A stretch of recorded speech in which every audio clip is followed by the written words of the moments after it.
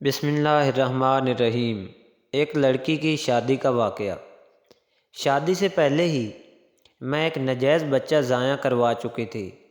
اب مجھے شادی سے بہت ڈر لگتا تھا کہ میرا راز شوہر کو معلوم ہو جائے گا، مگر وہ دن بھی آ گیا جب میری شادی ہو گئی۔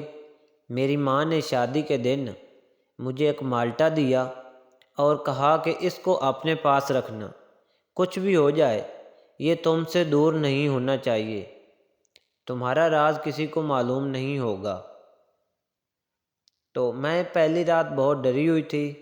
رات تو گزر گئی، مگر ولیمے کے دن میں نے واش روم سے نکل کر دیکھا کہ میرا شوہر وہی مالٹا کاٹ کر کھا رہا ہے، اور جب میری ماں مجھے لینے کے لیے آئی تو اس نے ایسی بات بتائی کہ میرے ہوش اڑ گئے، کیونکہ اس مالٹے پر میں بہت ڈری ہوئی تھی۔ میرے دل میں پہلی رات کو لے کر کوئی جذبات یا احساسات نے انگڑائیاں نہیں لی تھیں، بس خوف نے اپنا ڈیرا جمایا ہوا تھا، کیونکہ میں شادی سے پہلے ہی اپنا کنوارا پن گنوا چکی تھی۔ اب مجھے مسلسل یہی خوف کھائے جا رہا تھا کہ کہیں میرے شوہر کو یہ سچ معلوم نہ ہو جائے۔ اگر اسے پتہ چل گیا تو ہر جگہ میرے بارے میں باتیں بنائی جائیں گی کہ میں ایک بدکردار لڑکی ہوں۔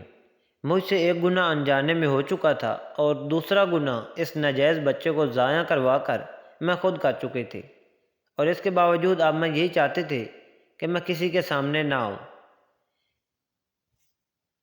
میرا پردہ رکھا جائے اور میرے ہر اس گناہ کو چھپایا جائے۔ میں نے خود سے وعدہ کیا تھا کہ آج کے بعد ایسا کوئی کام نہیں کروں گی، اور جو کچھ ہوا تھا اس میں صرف میری غلطی تو نہ تھی، لیکن مد مقابل ایک طاقتور انسان تھا جس کا میں مقابلہ نہ کر سکی۔ لیکن حمل گرا کر میں نے گناہ سر انجام دیا تھا۔ میرا ضمیر اندر ہی اندر سے مجھے ملامت کر رہا تھا۔ ابھی ایک مصیبت سے نکلی نہیں تھی کہ میری امی نے بدنامی کے ڈر سے جلدی میری شادی کرنے کا فیصلہ کر لیا۔ اس کے بعد پتہ نہیں کہاں سے اور کیسے رشتہ ڈھونڈا اور جلد بازی میں میری شادی کروا دی۔ میں کافی دیر سے بیڈ پر بیٹھی آنے والے لمحات کا بارے میں سوچ رہی تھی، اور یہ سوچ ہی مجھے کانپنے پر مجبور کر رہی تھی کہ اگر شوہر کو سچ پتہ چل گیا تو وہ مجھے قتل کر دے گا۔ دیکھیں، ایک اس طرح کی لڑکی کو کون خوشی خوشی اپنی زندگی میں شامل کر سکتا ہے؟ مزید اے سی کی کولنگ نے بھی میرے ماتھے پر پسینہ کھانے کے ننھے ننھے قطرے نمودار ہو رہے تھے۔ صبح سے بیٹھ بیٹھ کر کمر بختہ ہو گئی تھی، اور میں اپنا راز باہر نہ آ جائے اس خوف سے باہر ہی نہیں نکل پا رہی تھی۔ رات کے 3 بجنے والے تھے اور میرے شوہر کا کوئی اتا پتہ نہیں تھا۔ تھک ہار کر اپنے مستقبل کے بارے میں سوچنے میں نے بیڈ کی 35 سے ٹیک لگا لی تھی۔ پھر مجھے کچھ پتہ نہ چلا کہ ساری رات کیا ہوا۔ میں عجیب بے ہوشوں کی طرح پڑی رہی تھی۔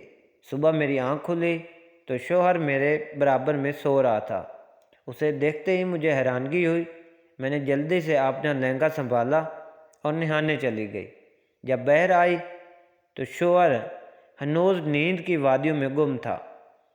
میں غور سے اس کے چہرے کے کہانی نقوش دیکھ رہی تھی۔ بلا شبہ وہ ایک وجیہ شخصیت کا حامل شخص تھا جس کو اپنا نصیب سمجھ کر ہر لڑکی غرور کرتی ہے، لیکن اس کی خوبصورتی نے مجھے ایک اور وہم لاحق کر دیا تھا کہ میری سچائی جاننے کے بعد وہ دوسری شادی نہ کر لے۔ اگر ایسا ہوا تو میں کسی کو منہ دکھانے کے قابل نہ رہتی۔ اب مجھے اپنے ماضی پر افسوس ہو رہا تھا۔ نہ وہ سب کچھ ہوا ہوتا اور نہ ہی میری زندگی یوں عذاب میں ہوتی۔ لیکن جب اس نے اپنے بارے میں بتایا تو میری آنکھیں کھل گئیں۔ اس نے کہا، میں وہی ہوں جس نے آپ کو شادی سے پہلے ہاتھ لگایا تھا۔ آج میں خود شرمندہ تھا کہ آپ کے سامنے کیسے آؤں، شاید آپ کو میری پہچان نہ آ جائے۔ اب میں آپ کو تہہ دل سے قبول کر چکا ہوں۔